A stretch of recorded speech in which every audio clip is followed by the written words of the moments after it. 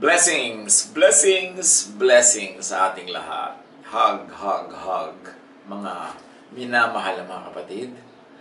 Matagal-tagal na rin naman tayong walang 3D na hug, pero ipag-pray natin na sa lalong madaling panahon ay bumalik na sa maraming bagay ang mga bagay-bagay. Pero kahit na matapos ang lockdown, huwag muna hug-hug dyan ha. Kailangan mga virtual besos pa rin, mga flying kisses. Kailangan huwag tayong kandarapa sa pagbabalik ng dating mga sistema hanggang hindi tayo sure na pwede na ang mga yon. At yan ang ating pag-aaral ngayon. Ang ating title, Wag Kandarapa. Huwag magmadali. Huwag lagi na maisip na tayo ay kailangang agad-agad bumalik sa dati. Tingnan natin ang mga lockdown people. Sila Noah. Yan ang mga original lockdown people, ha? Genesis 8:1. But God did not forget about Noah. Alam na natin yung kwento, bumaha, napakalaking baha. Sila Noah ay gumawa ng sasakyang pangdagat, lumutang siya at kasama ng mga hayop doon na kanyang alaga. So, sabi, God did not forget about Noah. God remembered him, all the animals that were with him in the boat. God made a wind blow over the earth, and all the water began to disappear. So God does not forget us at quarantine or at lockdown, tulad ng God did not forget Noah. God is the same yesterday, today, and tomorrow. The beginning of the end of lockdown. Daig talaga nila Noah ang naka-lockdown kasi nandun sila sa sakyang pangtubig na yun na hindi naman yun nagbabiyahe, lumulutang lang. Tapos sa kasara dahil ang lakas ng ulan, so nandun lang sila sa loob. Ang tagal nun, ang daming mga araw, naniwalang dungaw-dungaw sila, nandun lang sila sa loob. Genesis 8:2-5, rain stopped falling from the sky, and water stopped flowing from under the earth. The water that covered the earth began to go down. After 150 days, the water was low enough that the boat touched land again. That's 5 months, ha? At hindi natin ma-specify right na kung kailan nagsimula yung bilang ng 150 days.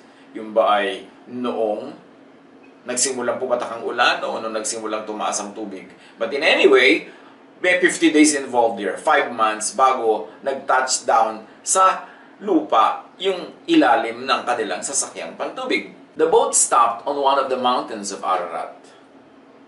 This was the 70th day of the 7th month. The water continued to go down, and by the first day of the 10th month, the tops of the mountains were above the water.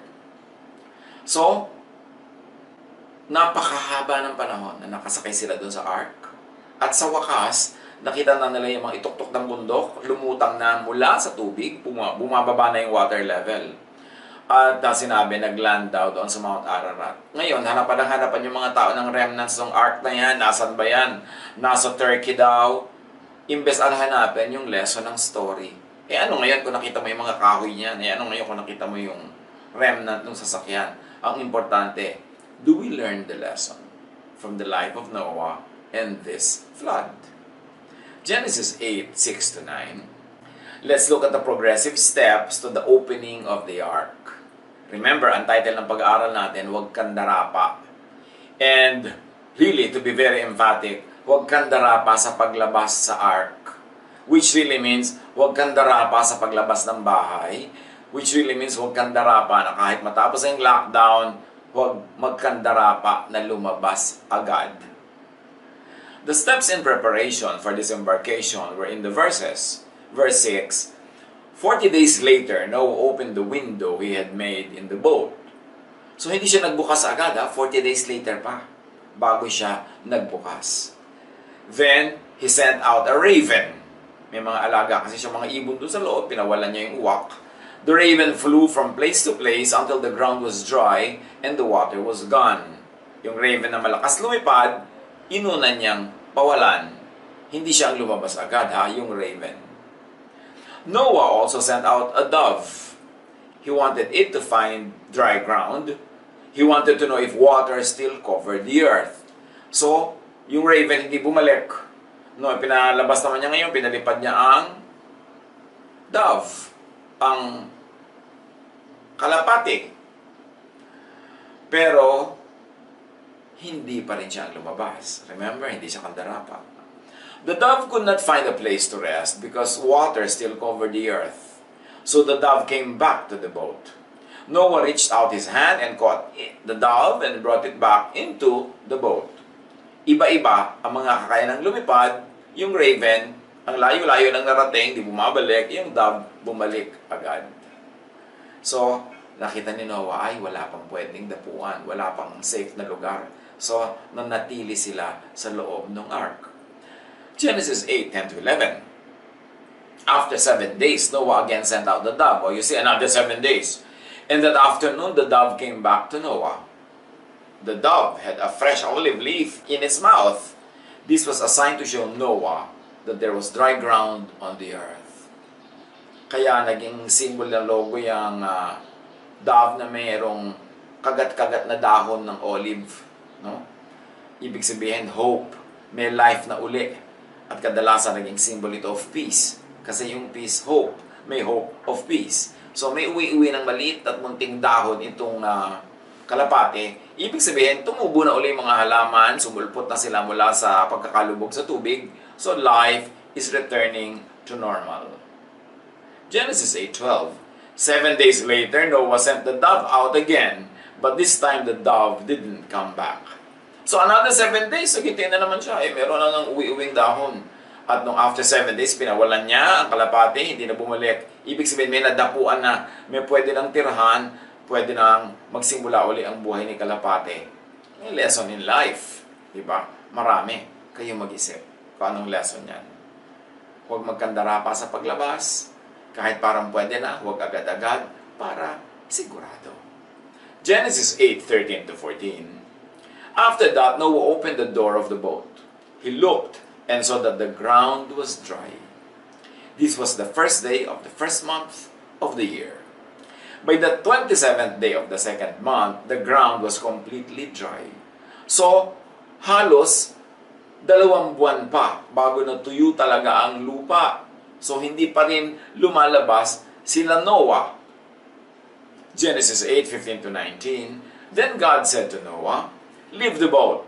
You, your wife, your sons, and your sons' wives should go out now."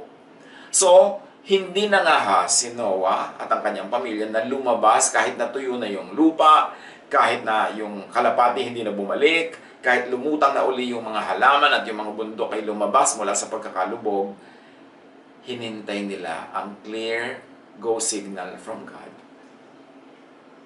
Tulad din natin, tayo ang kwento dito ha. Hindi tayo lalabas sa God hanggang hindi clear ang go signal from God. Siyempre, don't expect God to make a personal appearance and talk to you na, labas na ng iyong villa, ng iyong mansyon. Siyempre, ano yung ibig sabihin na sinasabi na ng Diyos? Look at natural law. Because natural law is written by God. So, pag sinasabi na ng science, sinasabi na ng medicine, sinasabi na ng health authorities na pwede na, that's when we go out. At kahit na yung iba, lumabas agad o palabasin agad ng authority kasi yung economy, yung mga ospital, yung industriya, kailangan paandarin. Kung ikaw, meron pang kakayanan na manatili pa sa loob, huwag mo na makihalubilo, huwag mo nang lumabas agad. Kung meron kang kakayanan na ganon, huwag ka rin mo nang lumabas agad. Para hindi ka muna pamparami sa sobrang marami bigla. Obserbahan muna natin kung ano talaga ang mangyayari, kung talagang safe na, bago ka lumabas. Yan ang tinutumbok ng kwentong ito. Kaya yan ang ating lesson ngayon. At sa day by day, ang mga churches natin, kahit sabihin pa ng authorities na, pwede na, maglabasan na kayo, wait pa tayo. A few more days, maybe a few more weeks, bago tayo mag-resume ng mga big events, mga activities na maraming tao. Dahil itong si Noah, ang tagal-tagal niya naghintay. Yan ang gusto kong matutunan natin from him. Huwag tayo magkandarapa. Kung nakapagtiis tayo sa lockdown, sa quarantine, ngayon kung na-modify na yan, pinapalabas na yung mga iba, lalo naman kaya na natin magtiis nun. So, huwag muna tayong magkandarapa. Bring every living animal, sabi ng Diyos, out of the boat with you, all the birds, animals, and everything that crawls on the earth. These animals will make many more animals, and they will fill the earth again. So there is a new beginning. At itong dinadalangin natin, inaasahan na matapos ang mga lockdown na ito, matapos ang lahat ng ginagawa ng otoridad, at matapos ang pagtutulungan ng lahat ng mga mamamayan, humanity will have a new beginning. Not only a family, not only a community, a region, a nation, humanity. Kasi buong humanity naapektuhan itong lockdown na ito eh. So Noah went out with his sons, his wife, and his sons' wives. All the animals, everything that crawls, and every bird left the boat. All the animals came out of the boat in family groups. So you see, family group, parang mga lockdown, parang quarantine, pamilya. Yun talaga. Kaya isang major lesson itong ating mga naranasan. Love your family. Yung talaga naman pag mayroong mga crisis, pag may mga lockdown, pamilya mo pa rin talaga ang uuwian mo, kayo-kayo pa rin na magtutulungan. Bagamat sa mga panahon ngayon, may mga pamilyang napaghiwa-hiwalay dahil nawala ng transportation, nagkaroon ng mga travel restrictions. Pero matapos ang mga ganitong restriction at magkabalikan ng mga pamilya, I think everybody will just have to learn to love the family more, to be more together, to be happier together. Kasi nakita natin ang halaga, lalo na ngayon, ng mga pamilya. At nung sinabihan silang gano'n ng Diyos, doon pa lang sila lumabas. So ang lesson sa atin, Wag Kandarapa sa paglabas. Huwag padala sa inip. What shall we do? Like what all intelligent, godly people will do, observe, test, and wait. Tulad ng ginawa ni Noah, pinadala mo na yung raven, lumipad, pinadala yung kalapate, 2 beses, at ang tagal pa bago talaga sila lumabas hanggang walang clear go signal from God. Genesis 8:20. Then Noah built an altar to honor the Lord. Noah took some of all the clean birds and some of all the clean animals and burned them on the altar as a gift to God. Well, it was their system then. Tayo hindi na ganun. Hindi na tayo ngayon nagsusunog ng mga kung ano-anong mga hayop para offering. Pero ang mahalaga, mga kapatid, build an altar for God. Whatever it means now to us as a church, whatever it means now to us as a community of many churches, and whatever it means to us now as individuals, as families. Whatever it means to you, make an offering. Paglabas ni Noah, ang ginawa niya, he made an offering. At yun ang gawin nating goal. Paglabas natin from lockdown, from quarantine, let's make an offering. Let's build an altar for God. Ito man ay charitable work, ito man ay contribution to very good causes, to the care of nature, o contribution, mga offerings natin, collections sa mga churches for our humanitarian work, for all the projects of the church that is aimed to help everybody socially, emotionally, spiritually. Yun ang gawin natin. Make an offering. And you have to personally decide what that offering will be or what those offerings will be. Then begin new life with God first. Ang inuna ni Noah, hindi sila nag-party agad ha. Hindi sila nag-barbecue. Hindi sila nagsayawan agad. No, ang inuna nila, they build an altar, make an offering. Do that. Yun ang gagawin natin sa ating buhay dahil yun ang nakakalugod sa Panginoon at yun ang tama. Sa Panginoon na nagligtas sa atin sa flood na yon at sa Panginoon na nagbigay sa atin ng sasakyang pangtubig, nagbigay ng provision hanggang tuluyang bumalik ang earth sa dati at nakalabas na tayo, Diyos pa rin dapat ang pasalamatan at purihin. Genesis 8:21-22. The Lord smelled those sacrifices and it pleased Him.